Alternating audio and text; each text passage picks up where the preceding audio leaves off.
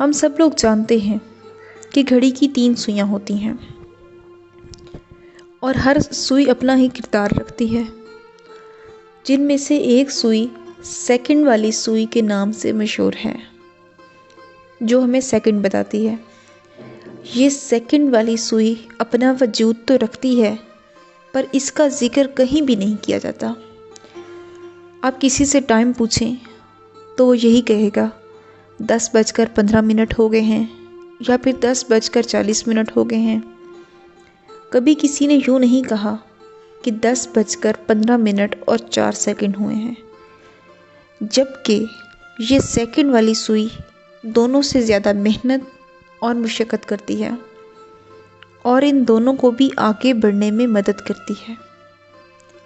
हमारी ज़िंदगी में बहुत से ऐसे लोग होते हैं जो बिल्कुल इसी सेकंड वाली सुई की मानद होते हैं, जिनका जिक्र तो कहीं नहीं होता, लेकिन हमारे आगे बढ़ने में इनका किरदार ज़रूर होता है। तो ज़रा सोचिए कि आपकी ज़िंदगी में भी कई ऐसे लोग होंगे जो सेकंड वाली सुई का किरदार अदा कर रहे होंगे, तो उन लोगों की कदर कीजिए।